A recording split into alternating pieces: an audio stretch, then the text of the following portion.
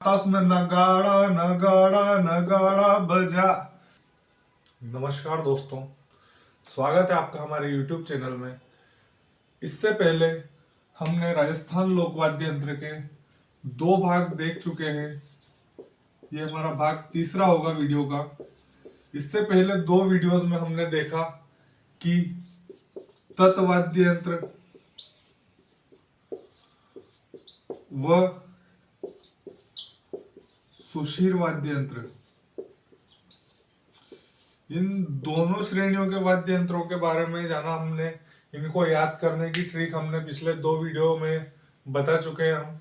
और जिस किसी ने भी वो वीडियो नहीं देखे हैं, इससे पहले जाकर वो दोनों वीडियो आप देख लीजिए। दोनों वीडियो के लिंक जो है आपको डिस्क्रिप्शन में मिल जाएंगे। इसके आगे हम बात करेंगे कि तीसरा जो है हमारा, इन 2 श्रेणियों के बाद तीसरा वाद्य कौन से वाद्य यंत्र आते हैं, वो आते हैं ताल वाद्य यंत्र। ताल, या जिनको हम वितत या औनद्य भी कह सकते हैं। ताल, वितत या औनद्य वाद्य यंत्र जो है, इनके बारे में हम आज पढ़ेंगे। इनको भी ट्रिक के माध्यम से याद करेंगे और सभी वाद्य यंत्रों के बारे में हम देखेंगे कि क्या क्या जो है क्वेश्चन हमारे एग्जाम की दृष्टिकोण से महत्वपूर्ण है। उन सभी क्वेश्चंस को आज हम डिस्कस करने वाले हैं। तो आइए दोस्तों, हम जान लेते हैं तत्, वितत या औनद्य वाद्य यंत्र के बारे में। तो जो ताल, वितत या औनद्य वाद्य यंत्र है, ये किस प्रकार के वाद्य यंत्र होते हैं? जैसा कि मैंने पहले बताया था, पहले ही वीडियो में मैं आपको बता चुका था चारों प्रकार के वाद्य यंत्रों के बारे में कि कौन से वाद्य यंत्र की पहचान किस प्रकार से की जाए। जैसे कि तत्वाद्य यंत्र के बारे में बताया था मैंने कि जो तार से बजने वाले वाद्य यंत्र होते हैं, तार की सहायता से जो ध्वनि उत्पन्न करने वाले वाद्य यंत्र होते हैं, वो तत्वाद्य यंत्र की श्रेणी में आते हैं। जो फूंक के माध्यम से ध्वनि उत्पन्न की जाती है जिन वाद्य यंत्रों में, उनको सुशीर वाद्य यंत्र कहते हैं। किसके माध्यम से? फूंक देकर। फिर मैंने अगला आपको बताया था कि जिन वाद्य यंत्रों को चमड़ा मटकर बनाया जाता है, उन वाद्य यंत्रों को किस श्रेणी में रखेंगे हम? ताल वाद्य यंत्र की।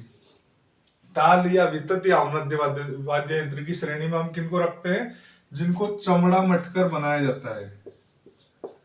चमड़ा मटकर बनाया जाता है।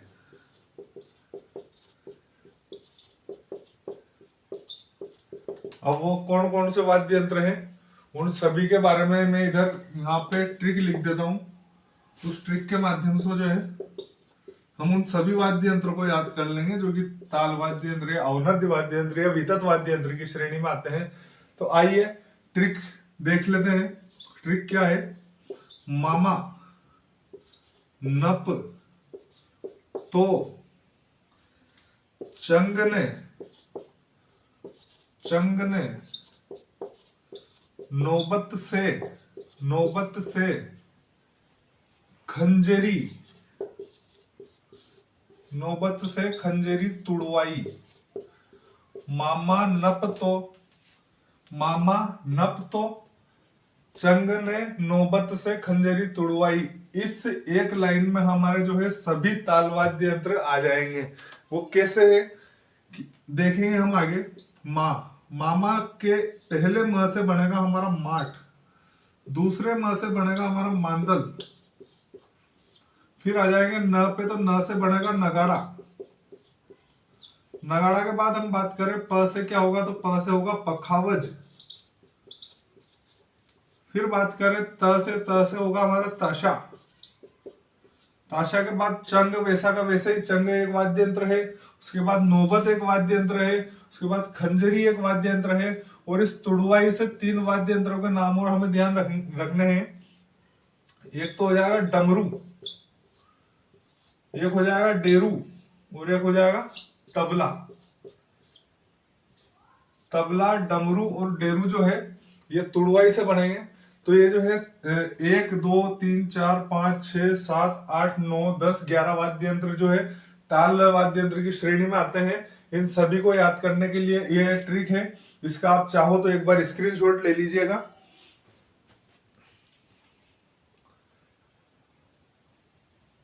तो साथियों स्क्रीनशॉट ले लिया हो तो हम आगे बढ़ते हैं। आगे बढ़ेंगे, हम देखेंगे कि कौन सा वाद्य यंत्र किस प्रकार का है, ताकि हमें याद करने में ज्यादा आसानी रहे और इनसे संबंधित जो जो भी प्रश्न आते हैं उन सभी प्रश्नों के बारे में हम आज यहाँ पर चर्चा करने वाले हैं।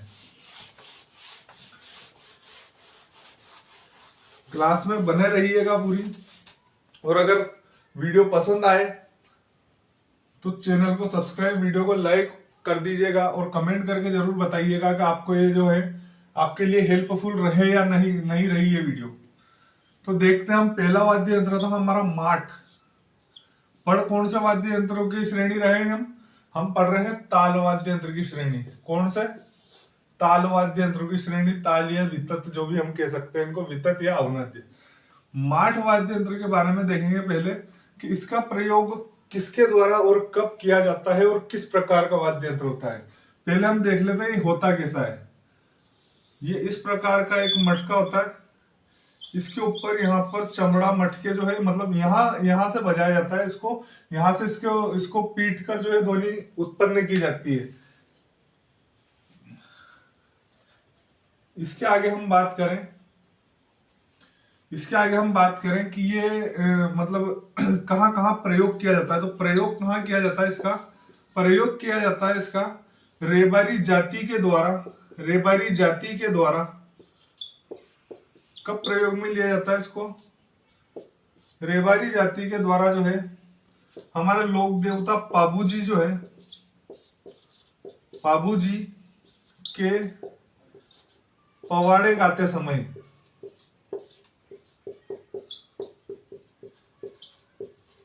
लोक देवता पाबूजी की आराधना में या पाबूजी के पवाड़े गाते समय जो है रेबारी जाति के द्वारा माठ वाद्य यंत्र का प्रयोग किया जाता है। इसके आगे हम बात करें, अगला वाद्य यंत्र कौन सा था हमारा? मांदल।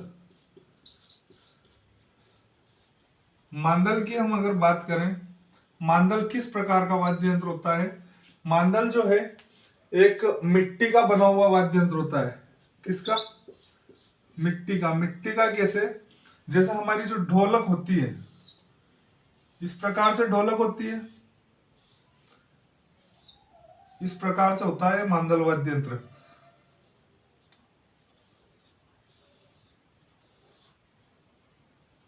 ये मांदल वाद्य यंत्र इस प्रकार का होता है। इसमें क्या होता है कि ये पूरा जो इसकी आकृति रहती है मिट्टी की बनी होती है, बस इन दोनों तरफ जो है चमड़ा मठा हुआ होता है इसका, और इसको बनाया कहा जाता है। सबसे पहली बात तो ये क्वेश्चन आया हुआ है बहुत सी बार एग्जाम्स में कि मांदल वाद्य यंत्र जो है कहाँ पर तैयार किया जाता है। कहाँ पर तैयार किया जाता है? तो ये हमारे मोलेला गांव में तैयार किया जाता है। कहाँ पर? मोलेला गांव में, राजसमंद के अंदर पड़ता है ये गांव। राजसमंद के अंदर मोलेला गांव में जो है मांदल वाद्य यंत्र को तैयार किया जाता है, और यह मिट्टी का बना होता है। इसके आगे हम बात करें कि मांदल और क्या चीज है। मांदल जो है दोस्तों, मांदल गरासिया जाति का एक नृत्य भी है। गरासिया जाति का प्रसिद्ध नृत्य भी है मांदल। ये भी आपको ध्यान रखना है दोस्तों कि मांदल जो है गरासिया जाति का नृत्य भी है।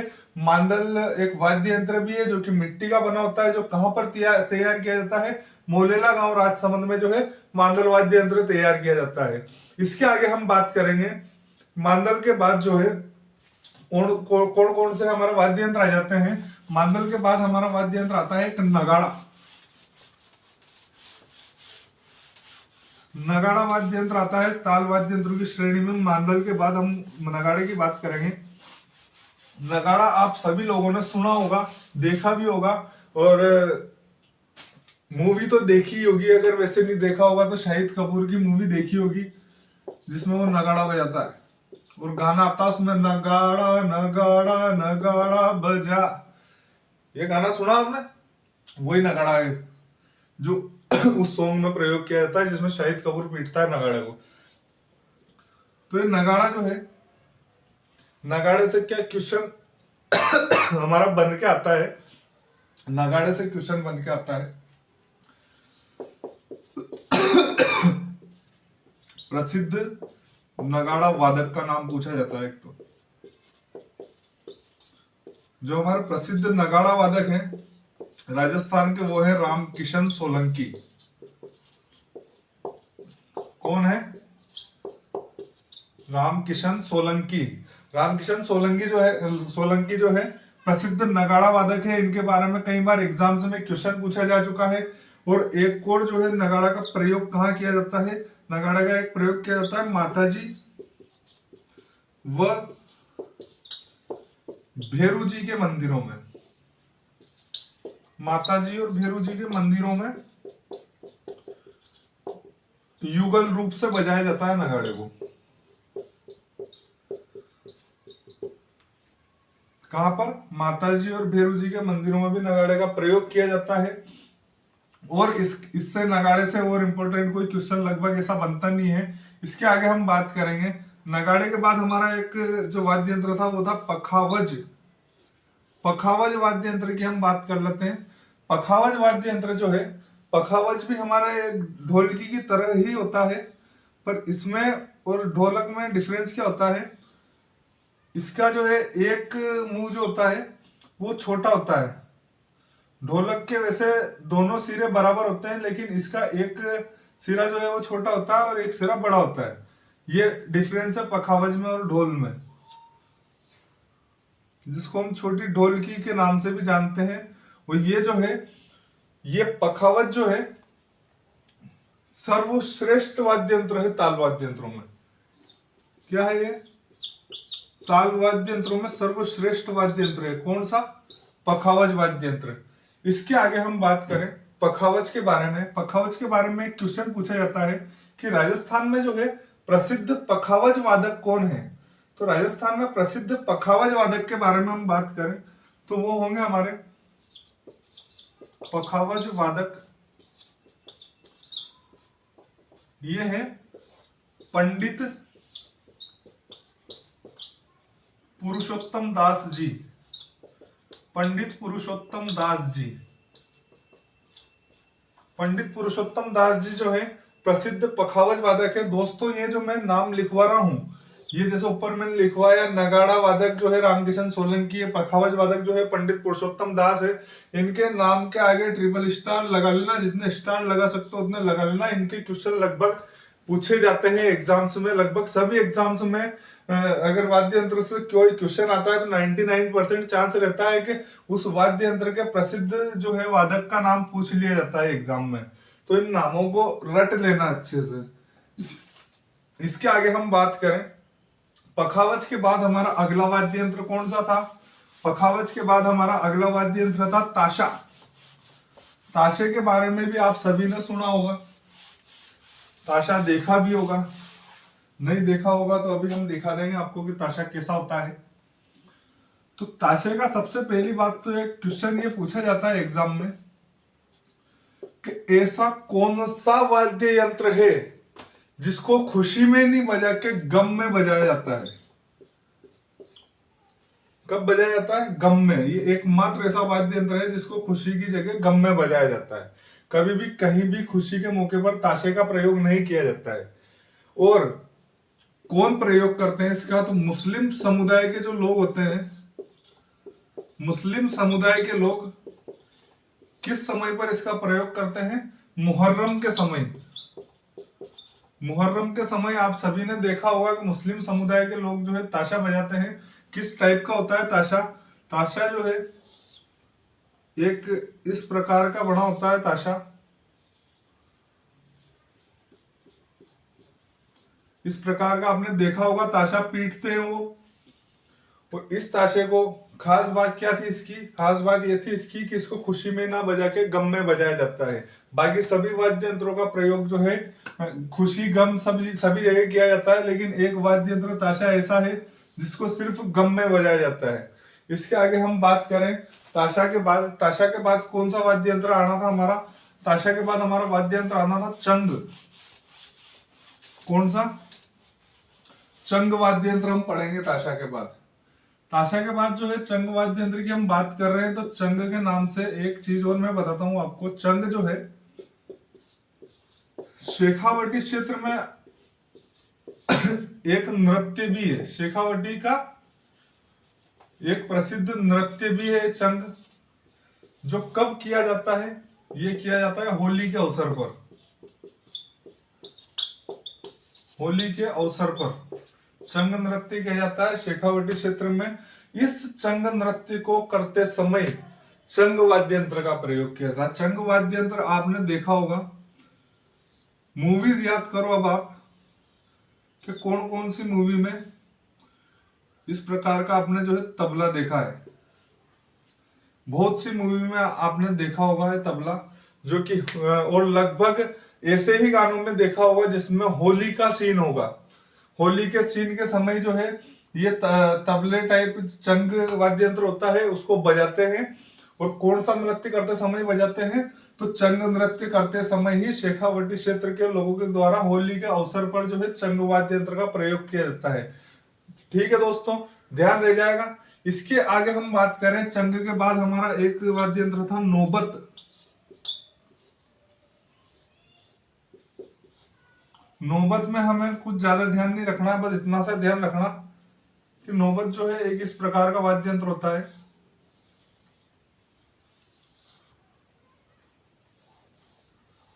इस प्रकार का वाद्य यंत्र होता है नौबत। ये ऊपर तो हमने चमड़ा मट रखा है, लेकिन ये नीचे की जो इसकी आकृति है, नीचे की आकृति इसकी जो है वो लोहे की बनी होती है। लोहे की किसी अर्ध गोलाकार कुंडी पर, लोहे की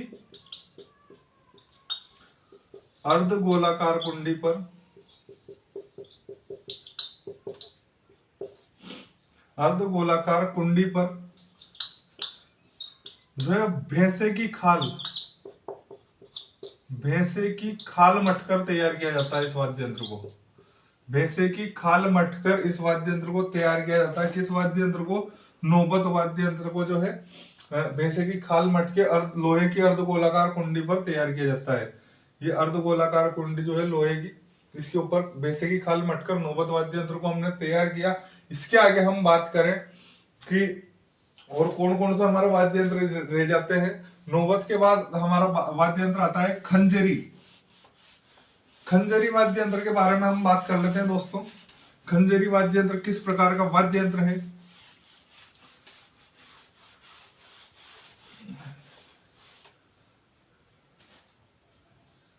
कौन सा वाद्य यंत्र की बात कर रहे थे दोस्तों?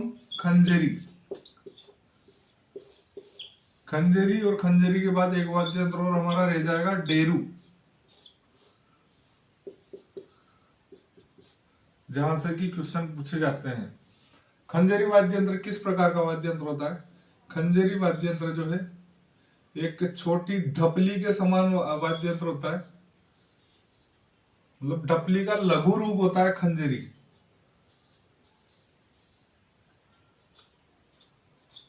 इस प्रकार से ये खंजरी होती है।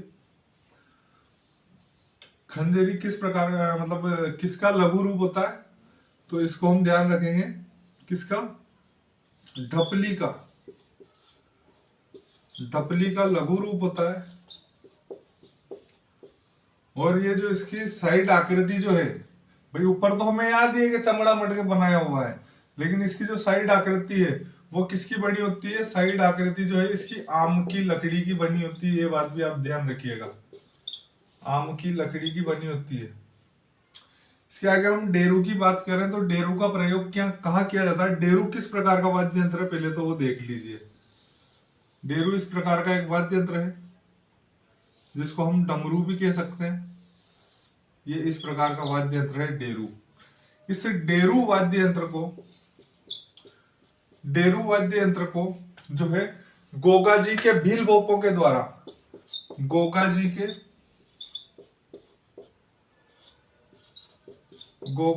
भील बोपों के द्वारा जो है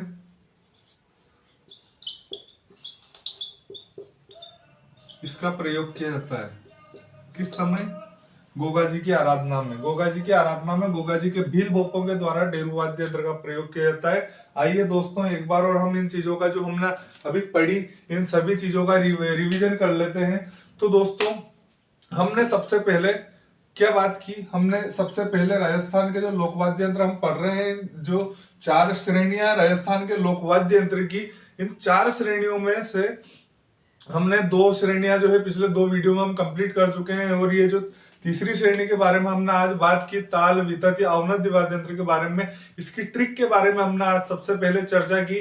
ट्रिक हमारी क्या थी? मामा नप तो नौबत ने चंग ने नौबत से खंजरी तुड़वाई। क्या ट्रिक थी? मामा नप तो चंग ने नौबत से खंजरी तुड़वाई, जिसमें कि हमारा ताल वितत या अवनद्य वाद्य यंत्र की श्रेणी में जितने भी वाद्य यंत्र आते हैं वो सभी वाद्य यंत्र हमने याद किए। और इसके आगे हमने जो है सारे वाद्य यंत्रों को लाइन वार से पढ़ा, जिसमें पहला वाद्य यंत्र था माठ, दूसरा था मांदल, तीसरा था नगाड़ा, फिर था पखावज। पखावज के बाद जो है हमारा वाद्य यंत्र आया था ताशा। ताशा वाद्य यंत्र के बाद हमने नौबत वाद्य यंत्र पढ़ा, चंग वाद्य यंत्र पढ़ा, खंजरी वाद्य यंत्र पढ़ा और डेरू वाद्य यंत्र पढ़ा। इन सभी वाद्य यंत्रों में से हमने कुछ इंपॉर्टेंट जो एग्जाम की दृष्टि से इंपॉर्टेंट क्वेश्चंस होते हैं वो सभी कंप्लीट किए हैं, और आशा करता हूं कि आपको ये वीडियो पसंद आई होगी। इन सभी वाद्य यंत्रों को मैंने आपको आकृति बना करके समझा दिया कि लगभग किस टाइप के जो है वाद्य यंत्र होते हैं, जिनको मैं एक बार और चाहता हूं कि आपको रिवाइज करवा दूं। जैसा कि हमने माठ वाद्य यंत्र में पढ़ा था, माठ वाद्य यंत्र में हमने क्या पढ़ा था कि जो पाबूजी की आराधना में पवाड़े गाए जाते हैं, उस समय पे रेबारी जाति के द्वारा माठ वाद्य यंत्र का प्रयोग किया जाता है। इसके बाद हमने मांदल वाद्य यंत्र की बात की थी। मांदल वाद्य यंत्र में मैंने आपको बताया था कि ये जो है मिट्टी का बना होता है, और कहां पर इसको तैयार किया जाता है, तो मैंने आपको बताया था कि मांदल वाद्य यंत्र जो है मोलेला गांव राजसमंद में तैयार किया जाता है। इसके बाद हमने बात की थी कि अगला वाद्य यंत्र था हमारा नगाड़ा। नगाड़ा में हमने सबसे मेन इंपॉर्टेंट जो क्वेश्चन नगाड़ा वाद्य यंत्र से बनता था, वो हमने देखा कि नगाड़ा के प्रसिद्ध जो है नगाड़ची वादक जो है वो कौन थे। उनका मैंने आपको नाम बताया था, रामकिशन सोलंकी जी। रामकिशन सोलंकी जी के बारे में हमने बात की। उसके बाद हमने अगला वाद्य यंत्र लिया था पखावज। पखावज में मैंने आपको बताया कि ताल वाद्य यंत्र की श्रेणी में या वितत वाद्य यंत्र या अवनद्य वाद्य यंत्र की श्रेणी में सर्वश्रेष्ठ वाद्य यंत्र कौन सा है? हमारा पखावज। और पखावज वादक का नाम भी मैंने आपको बताया था। प्रसिद्ध पखावज वादक जो है वो थे पंडित पुरुषोत्तम दास। पंडित पुरुषोत्तम दास के बाद हमने बात की थी कि अगले वाद्य यंत्र कौन सा था हमारा? पखावज के बाद हमने बात की अगला वाद्य यंत्र ताशा की। ताशा में हमने देखा कि ताशा जो है सिर्फ गम के माहौल में बजाया जाता है, और किस समुदाय के द्वारा? मुस्लिम समुदाय के द्वारा। और कब? मुहर्रम के समय पे जो है ताशा का प्रयोग किया जाता है। ताशा के बाद हमने बात की थी चंग की। चंग ऐसा वाद्य यंत्र है जो कि शेखावटी क्षेत्र में कौन सा नृत्य करते समय, चंग नृत्य करते समय, किस अवसर पर? होली के अवसर पर जो है वो प्रयोग में लिया जाता है चंग नृत्य करते समय। ठीक है। इसके बाद हमने बात की थी कि चंग के बाद हमने बात की थी नौबत की। नौबत जो है एक अर्ध गोलाकार कुंडी पर भैंसे की खाल को मटकर जो है नौबत वाद्य यंत्र तैयार किया जाता है। इसके बाद हमने बात की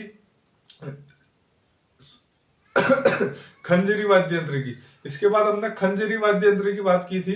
खंजरी वाद्य यंत्र जो है वो एक छोटी ढपली का तरह होता है, मतलब ढपली का लघु रूप होता है जिसको आम की लकड़ी पर बनाया जाता है। इसके बाद एक और हमने वाद्य यंत्र की बात की थी डेरू की। डेरू वाद्य यंत्र जो है गोगा जी की आराधना में भील बोपो के द्वारा इसका डेरू वाद्य यंत्र का प्रयोग किया जाता है। तो दोस्तों मैंने आपको सभी वाद्य यंत्र एक बार और रिवाइज करवा दिए हैं। आपको अगर वीडियो पसंद आई हो तो चैनल को सब्सक्राइब कर दीजिएगा, वीडियो को लाइक कर दीजिएगा, बेल आइकन जरूर प्रेस कर दीजिएगा, और कमेंट करके जरूर बताइएगा कि आपको क्या कैसा लगा हमारा पढ़ाने का तरीका, और आपको समझ में आया है नहीं आया एक ही वीडियो में। धन्यवाद।